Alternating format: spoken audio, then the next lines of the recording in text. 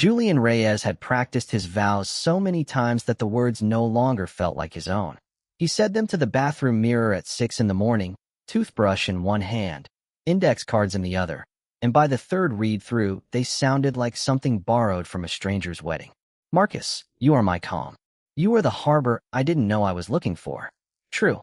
Every word of it was true. And yet, standing in the fitting room of Bellwether Sons 3 days before the wedding, watching the tailor pin the shoulders of his charcoal suit, Julian felt a small, persistent hum under his ribs that he could not explain and refused to name. You're doing the thing, said Priya, his best woman, from the velvet bench by the window. She had a coffee in each hand, and the particular squint she reserved for noticing things Julian wished she wouldn't. What thing? The thing where you go somewhere else behind your eyes. She held out a cup. Where do you go, Jules? He almost told her.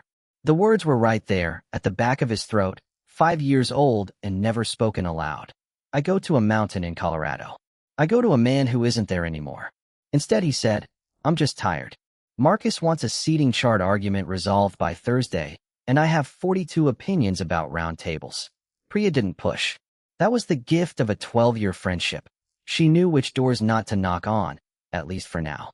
She set the coffee on the little side table and let the tailor finish his pins in silence. And Julian watched his reflection in the three-way mirror, a man about to be finished, edged, made permanent. He was 34 years old. He owned a restaurant in the Fillmore district of San Francisco called Half Moon, named for the shape of a dumpling his grandmother used to fold, and it had a 2-month wait list and a write-up in a food magazine that his mother had laminated and would not stop showing to strangers. He was, by any reasonable accounting, a man who had built something. And in 11 days he would marry Marcus Bellamy, an architect with kind eyes and a laugh that arrived a half-second late, like it had to travel from somewhere careful before it reached his mouth. Marcus, who remembered the names of Julian's kitchen staff.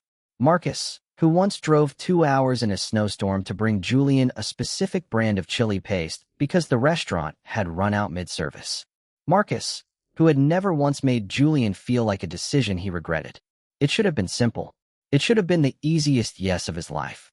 He thought about Theo anyway. He always did. In the quiet hours, the way you think about a scar on a cold morning. Not with pain exactly, just an awareness that the body remembers what the mind has tried to file away. Theo Alcaraz. 5 years dead. A rope, a storm, a mountain in the Sawatch Range that had taken his body and given nothing back. Julian had gone to the funeral that wasn't quite a funeral. There had been no casket, because there had been no body, only a stone marker near Theo's mother's grave in Salida, and 40 people standing in wind that smelled like snow, saying goodbye to a man the mountain had swallowed whole. He hadn't cried at that funeral.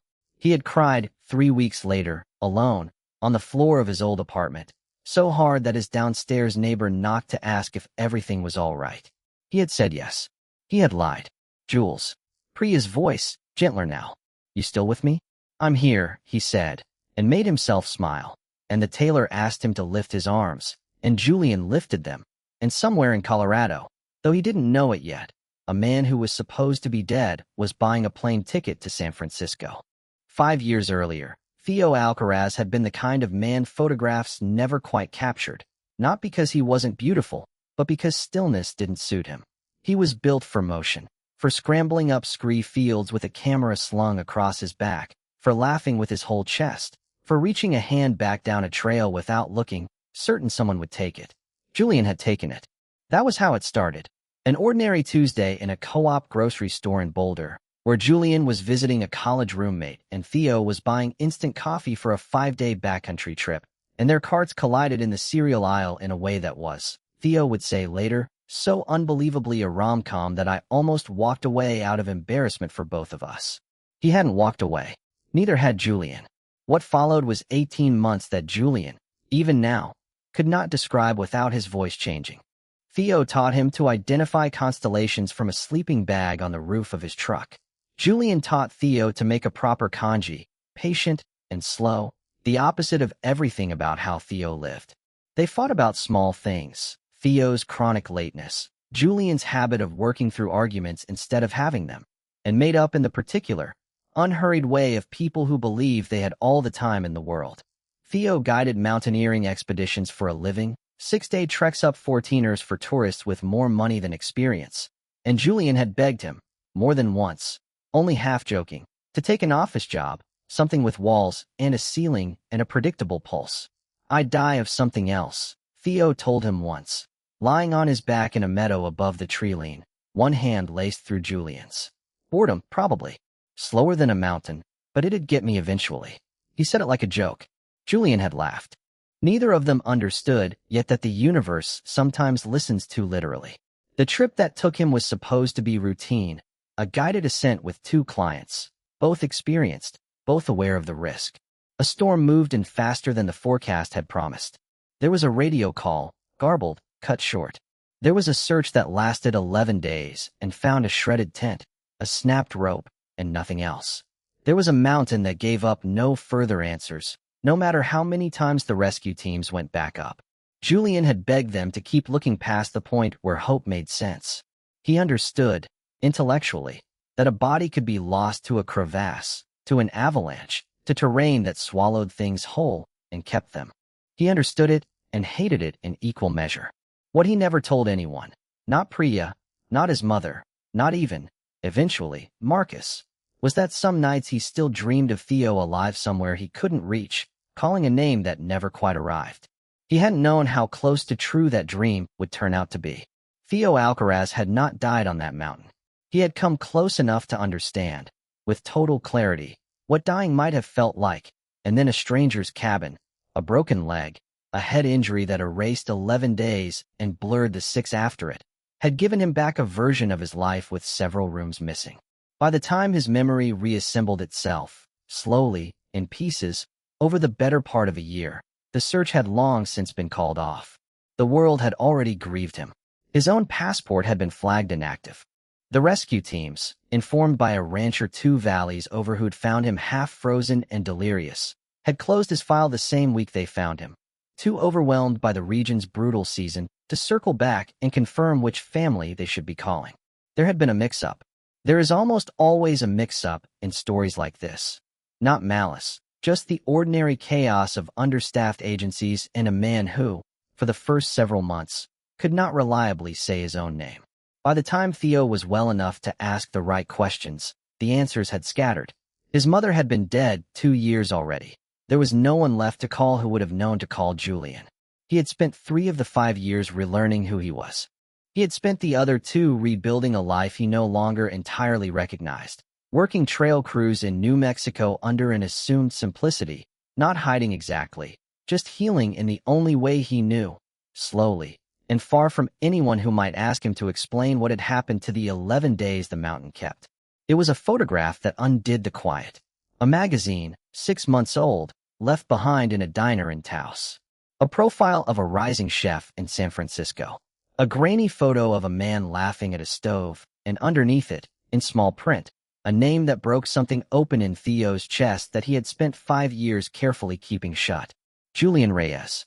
He had not known, until that moment, how much of himself he had left up on that mountain, and how much of it was simply this, the specific, unbearable ache of loving someone you believe you'll never get to see laugh again.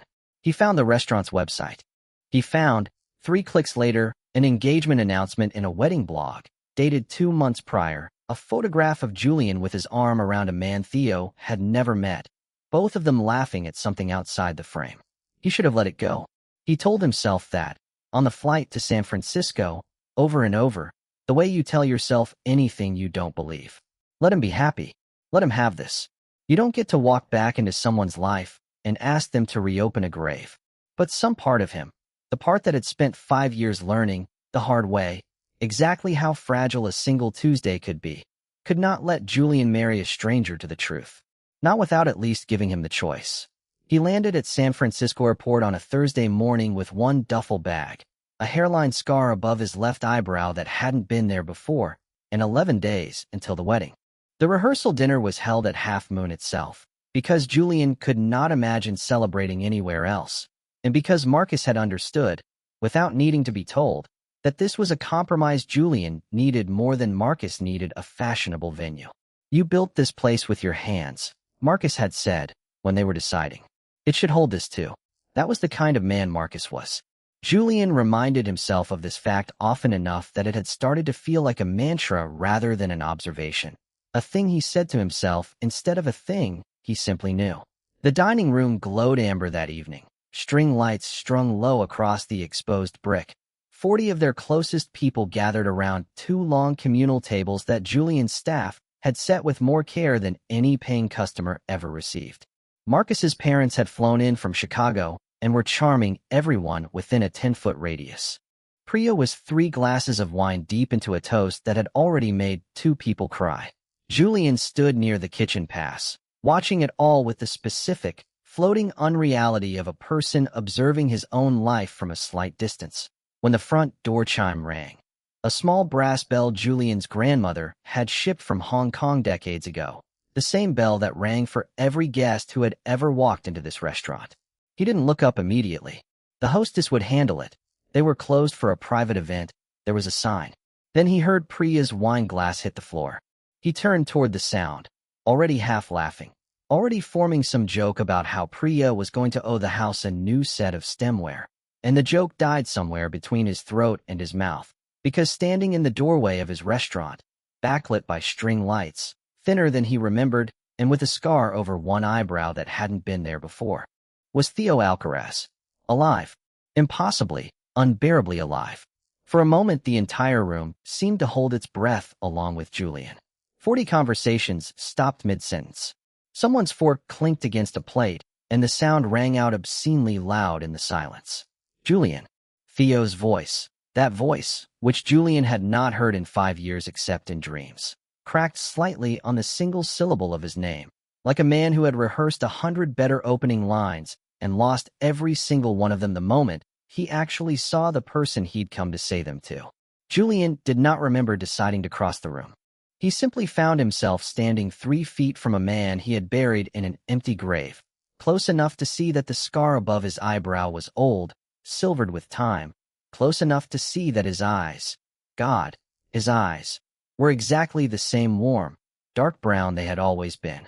"You're dead," Julian said, which was, of everything he might have said in that moment, the least useful sentence available to him, and also the only one his brain would produce. "I know," Theo said. "I'm sorry. I know how that sounds. I know I have. I have so much to explain, and I know this is the worst possible." He stopped. His eyes moved, for the first time, past Julian's shoulder to the room behind him. The string lights, the flowers, the small paper placard near the door that Priya had made, reading rehearsal dinner. Julian Marcus in careful calligraphy. Something in Theo's face folded inward, quiet and terrible, like a man watching a door close that he had, against all reason, hoped might still be open. "You're getting married," he said. Not a question.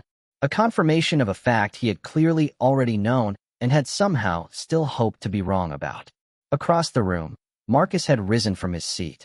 He was not a jealous man, not a small one, and even now, in what had to be the strangest moment of his engagement, his first instinct was concern rather than anger. Julian could see it in the careful way he moved closer, the way his eyes went first to Julian's face to check if he was all right before they even registered who the stranger was. "Julian," Marcus said quietly. "Who is this?" There are questions a person can spend a lifetime avoiding, and there are questions that arrive anyway, on exactly the day you least expect them, in a room full of the people who love you, and take the choice of avoidance away from you entirely. Julian looked at Marcus. He looked at Theo. He thought, absurdly, of his grandmother's brass bell, still swinging faintly on its hook by the door, the same bell that had rung the day he opened this restaurant, the same bell that had just announced, with no ceremony at all, that his whole life was about to be rearranged. "Marcus," Julian said, and his voice did not sound like his own. "This is Theo." He watched the name land.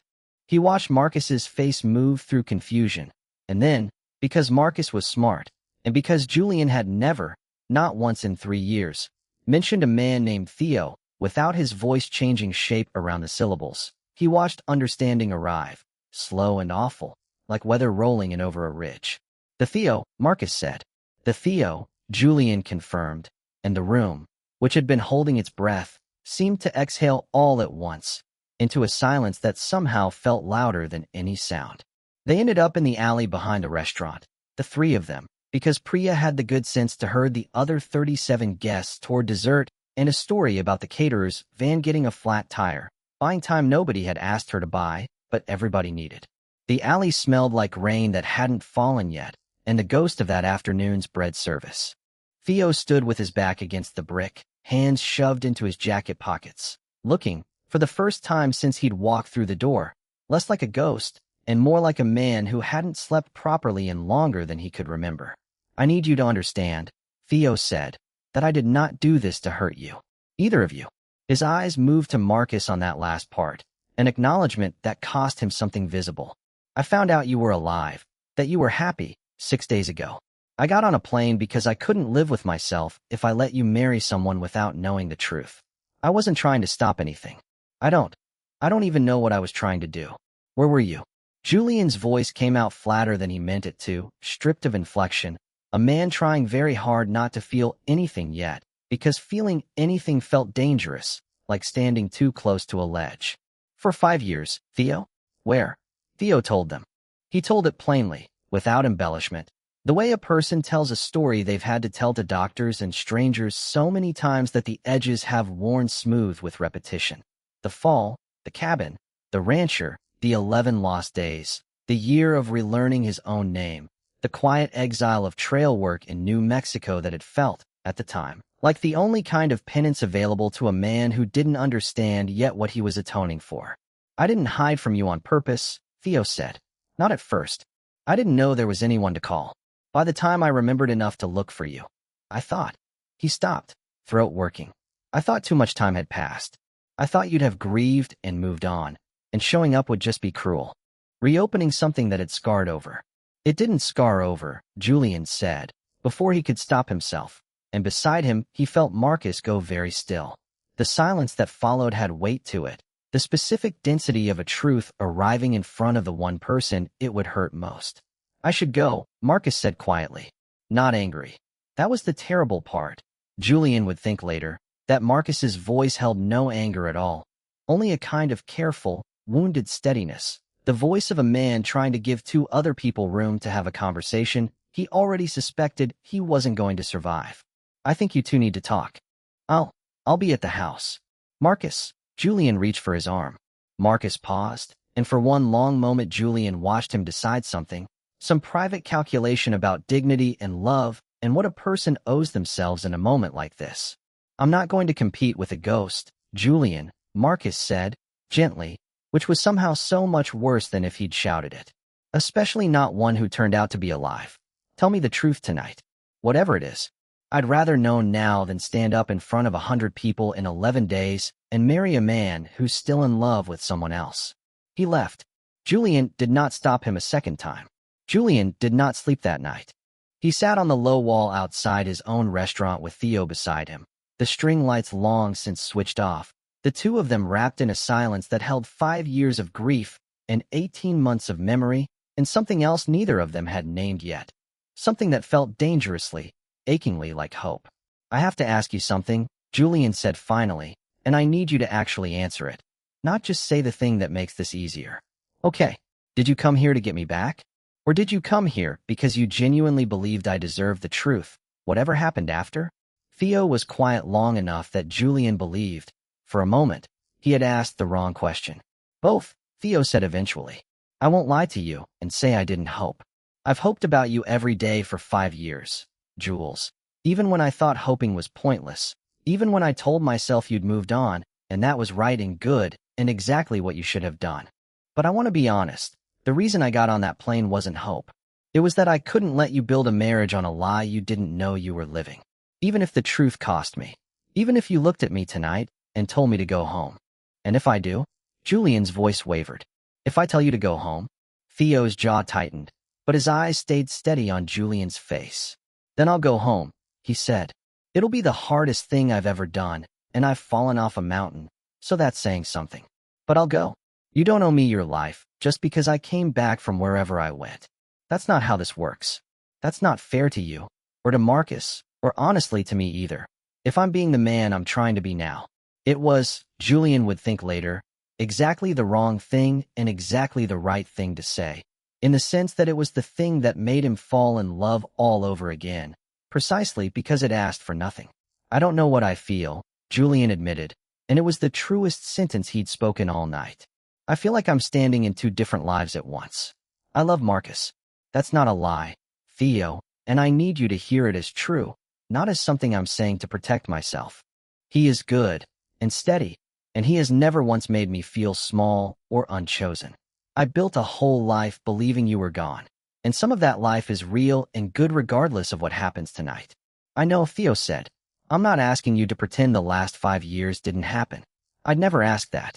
But, Julian's voice broke slightly on the word. But I never stopped. I want you to know that too. Whatever I built it around a hole shaped exactly like you. And I don't think I ever fully admitted that to myself until you walked back through that door tonight. Theo reached over, slowly, giving Julian every chance to pull away, and closed his hand over Julian's on the cold stone wall. Then we don't have to decide anything tonight, Theo said. I'm not going anywhere. Not for a while, at least. I have 5 years of not being dead to catch you up on, and I intend to take my time doing it, whether that ends with you or without you. Go talk to Marcus. Tell him the truth. Whatever you decide it because it's true, not because it's easy, and not because I showed up and scared you into a choice. Marcus was sitting on the front steps of the house they shared when Julian got home, a cup of tea gone cold in his hands, and he looked up with the exhausted, resigned calm of a man who had already run through every version of this conversation in his head and made peace, provisionally, with all of them. Tell me everything, Marcus said. All of it. I'd rather have the whole truth hurt me once than a partial truth hurt me slowly for the rest of my life. So Julian told him. He told him about the cereal aisle and the constellations and the kanji, about the 18 months that had, in some private, unspoken way, taught him what love was supposed to feel like before he'd had the vocabulary to describe it. He told him about the funeral with no body, about the year he cried at odd hours for no announced reason, about the way he had, somewhere in the process of grieving Theo, quietly decided that the kind of love that felt like that was probably too dangerous to want twice. I chose you, in part, because you were safe, Julian admitted, and watched the words land like a small, clean cut. Not only that, you have to believe that isn't the whole truth. But part of choosing you is choosing not to feel the way Theo made me feel, because that feeling nearly destroyed me once, and I didn't trust myself to survive it again. Marcus was quiet for a long moment, turning the cold teacup in his hands. That's the most honest thing you've ever said to me, he said finally, and I think I always half knew it. I used to watch you go somewhere else behind your eyes sometimes, and I told myself it was nothing. I think some part of me has been braced for this exact night since the day you agreed to marry me. Marcus, let me finish. Marcus's voice was steady, unhurried, the voice of a man determined to say a hard thing well. I love you, Julian. I'm not going to pretend I don't, or that tonight hasn't been one of the worst nights of my life. But I don't want to marry a man who's choosing me because the alternative feels too dangerous. I want to marry someone who chooses me because I'm what he wants most in the world, not what he's settled on because it's survivable. You deserve to find out, honestly, which one this is. And so do I. What are you saying? I'm saying we should postpone the wedding. Marcus's eyes were wet, but his voice held. Not cancel. Not yet. Not unless that's where this actually leads. Postpone. Take the time you need to figure out, with total honesty, which life is actually yours. I'd rather lose you to the truth than keep you through an omission. I have more respect for myself than that. Even tonight, even like this. It was, Julian thought, the single most generous thing anyone had ever said to him, and it broke something open in his chest that he did not have words for yet. The wedding did not happen on its scheduled date. The venue deposit was, mercifully, refundable within a grace period Marcus's mother had insisted on months earlier, just in case, in the specific tone of a woman who had planned 4 weddings in her lifetime and understood better than anyone that certainty was a thing you built, not a thing you assumed. Priya handled the guest notifications with the brisk efficiency of a woman managing a crisis she had, if she was honest, seen coming for longer than she'd admitted to herself. Julian's mother cried on the phone, not from disappointment, but from something closer to relief. She had met Theo once, years ago, at a dinner Julian barely remembered arranging, and she told her son, gently, that she had always privately wondered whether he'd truly finished grieving before he let himself fall for someone else. Julian spent the 6 weeks that followed in the strange, suspended architecture of a life being rebuilt in real time. He saw Theo, carefully, slowly, without the manic urgency of two people trying to recover 5 stolen years in a single month. They walked along Ocean Beach in the fog. They cooked together, badly, in Julian's small apartment kitchen, Theo burning rice with the same cheerful incompetence he'd always had for anything that required patience over motion. They talked, more than they ever had in their first 18 months together, about the specific things loss teaches you that happiness never does, about fragility, about the particular arrogance of assuming you have time, about what it means to choose someone not because the universe hands you back a miracle, but because you actually, soberly, want to. He saw Marcus too, less often, and more carefully. Coffee. Twice. Conversations that started stiff and ended, gradually, in something like real friendship, the kind that survives a broken engagement only when both people were, underneath everything, decent enough to deserve it. Marcus had started seeing a grief counselor, not because Julian had left him exactly, but because he wanted, he said, to actually process this instead of just being noble about it, and letting the noble part rot into something worse later. Julian respected him more for that than for almost anything else he'd ever done.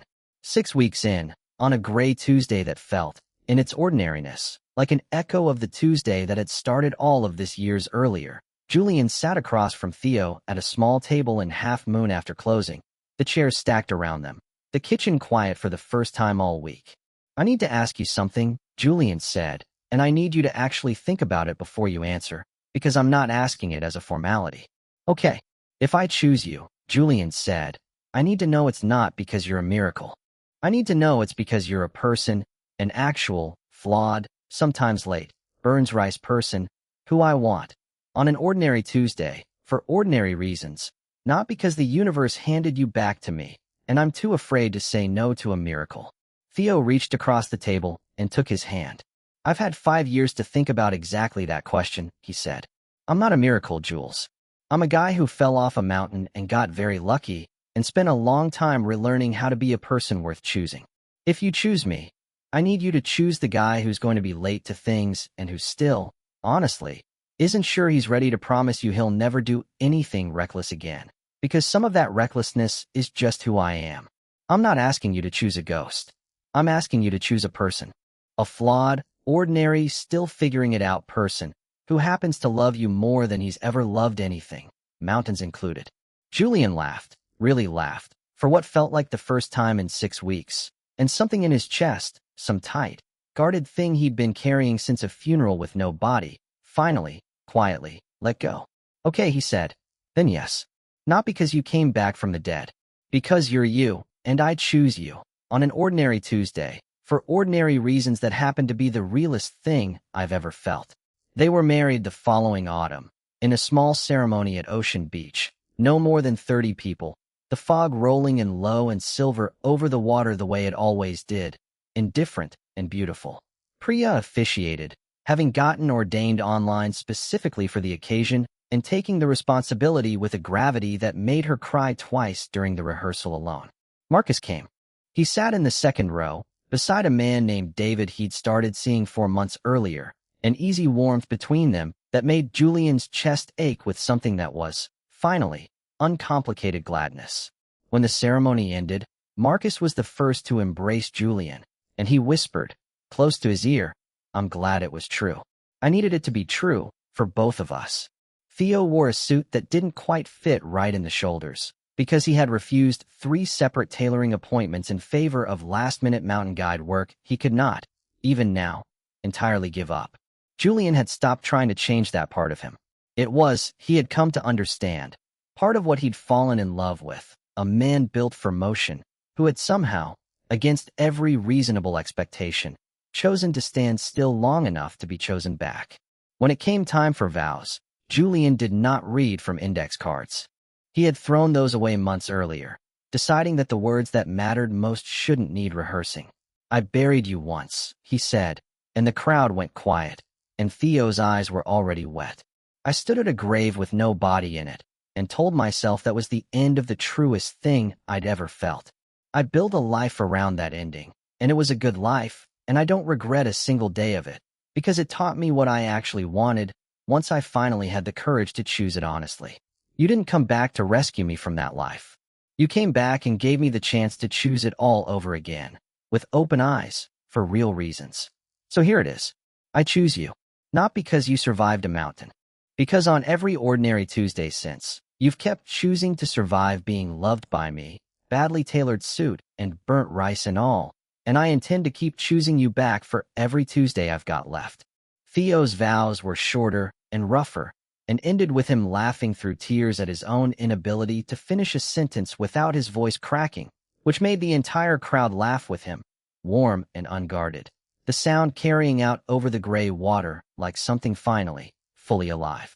They kissed as the fog rolled in, two men who had each, in their own way, been given back a life they thought they'd lost. Not a fairy tale, not a miracle exactly, just two ordinary people who had done the harder, truer work of choosing each other on purpose, with their eyes fully open, for reasons that had nothing to do with ghosts and everything to do with love.